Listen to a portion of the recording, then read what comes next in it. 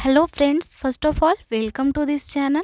Friends, आज हम इस बारे में बात करेंगे कि कौन से एग्ज़ाम देने से मैं IGIMS में आई, क्योंकि ये क्वेश्चन भी आप में से ही किन्हीं का है। तो मैं सोची कि ये क्वेश्चन हर किसी के मन में आ सकता है, तो क्यों ना हम इस टॉपिक पे ही एक वीडियो बनाते जिसके थ्रू आप सबकी जो भी क्वेरीज है, जो भी क्वेश्चंस है, वो सॉल्व हो सके।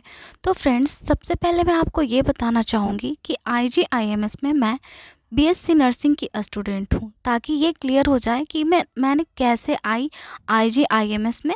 तो इससे भी पहले मैं आपको ये बताना चाहूँगी फ्रेंड्स कि पहले क्या होता था कि IGIMS का BSc नर्सिंग का एक अलग एग्ज़ाम होता था, जो कि अब नीट के थ्रू ही लिया जा रहा है।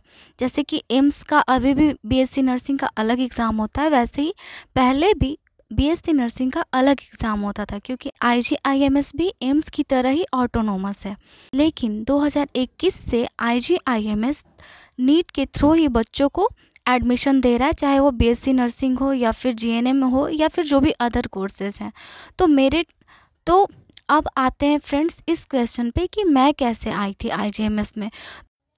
तो जिस वक्त मैं IGIMS में एडमिशन लेने वाली थी, उस वक्त IGIMS का एक अपना ही BSc नर्सिंग का एग्ज़ाम होता था।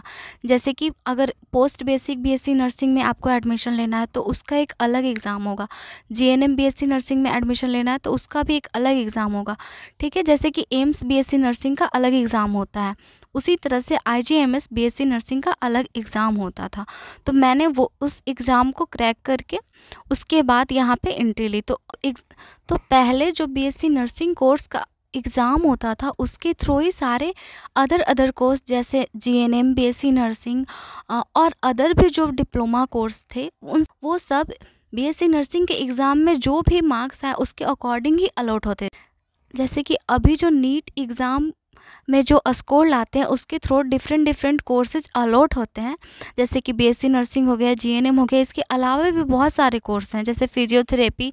ये सारे कोर्स अब नीट एग्ज़ाम में जो भी आप स्कोर लाएंगे उसके थ्रू अलॉट होते हैं। यही पहले था कि जो एक एग्ज़ाम होता था BSc नर्सिंग का, उसके थ्रू उसमें आप जो भी स्कोर लाएंगे उसके थ्रू ही ये सारे सीट अलॉट होते थे। तो उस वक्त भी यही था कि आपका जो रैंक आएगा उसके अकॉर्डिंग आपको चूज करना होगा कोर्स। जैसे कि अभी भी है, आपका अच्छा रैंक आएगा तो आपको प्रायोरिटी दिया जाएगा कोर्स चूज करने के लिए।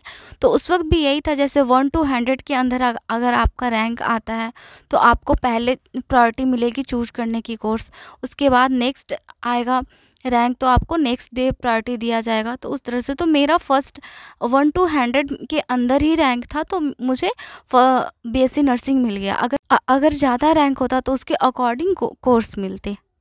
तो मैं यही बताना चाहूँगी फ्रेंड्स कि मैंने IGIMS BSc नर्सिंग कोर्स का एंट्रेंस एग्ज़ाम दिया था, जिसको क्वालिफाई करके जो भी स्कोर आया और उसके अकॉर्डिंग जो हमारा मेरिट लिस्ट निकला, उसके अकॉर्डिंग हमारी काउंसलिंग हुई, उसके अकॉर्डिंग हमारे जो मार्क्स आए उसके अकॉर्डिंग फिर हमें कोर्स दिया गया। तो मेरा 1 to 100 के अंदर ही रैंक था, तो उसके अकॉर्डिंग मुझे BSc नर्सिंग कोर्स मिल गया। अगर ज़्यादा रैंक होता तो उसके अकॉर्डिंग फिर मुझे कोर्स मिलता। तो इस तरह से मैं IGIMS में BSc नर्सिंग का कोर्स के लिए आई। लेकिन अब IGIMS में BSc नर्सिंग के लिए नीट एग्ज़ाम में जो भी स्कोर आएंगे उसके थ्रू एडमिशन होता है फ्रेंड। ये सारे प्रोसेस पहले भी होते थे फ्रेंड्स, लेकिन पहले क्या था कि IGIMS BSc नर्सिंग कोर्स का एक अलग ही एग्ज़ाम लेता था, जिसके अंडर ये सारे कोर्स होते थे। जो भी डिप्लोमा कोर्स होते थे वो सारे BSc नर्सिंग के एग्ज़ाम देने के बाद जो आपका रैंक आएगा उसके अकॉर्डिंग आपको रैंक वाइज मिलता था। और वही अभी क्या हो गया कि नीट एग्ज़ाम देंगे, उसमें जो आपका स्कोर आएगा उसके अकॉर्डिंग ही आपको ये सारे कोर्सेज अलॉट होते हैं। मीन्स ऐसा नहीं कि नीट एग्ज़ाम में जो भी आपके स्कोर आए उसके अकॉर्डिंग बस आपको BSc नर्सिंग ही मिलेगा या फिर GNM ही मिलेगा। इसके अलावा भी बहुत सारे कोर्स हैं, वो सारे कोर्स आपको जो भी नीट एग्ज़ाम में आपके स्कोर आए हुए होंगे उसके अकॉर्डिंग ही मिलेंगे। तो मैं तो यही कहूँगी कि अगर आप नीट एग्ज़ाम देते हैं तो आपके जितने भी स्कोर आए, अगर आप BSc नर्सिंग में लेना चाहते हैं या फिर अदर कोर्स जो भी कोर्स लेना चाहते हैं, तो आप एक बार फॉर्म अप्लाई कर दीजिए, काउंसलिंग लीजिए, ताकि जो भी आपको कोर्स मिले एटलीस्ट देखें कि वो कोर्स आप लेना चाहते हैं या फिर नहीं। एटलीस्ट एक बार आप काउंसलिंग कराएं, ताकि ताकि अगर आपके अकॉर्डिंग कोर्स मिल जाता है तो आप उसको ले सकें। आज के लिए इतना ही फ्रेंड्स, नेक्स्ट वीडियो में हम नेक्स्ट टॉपिक पर डिस्कस करेंगे। तो अगर आपको और कोई क्वेरीज है तो आप पूछें, मैं उसका रिप्लाई देने का ज़रूर प्रयास करूँगी। Thank you friends.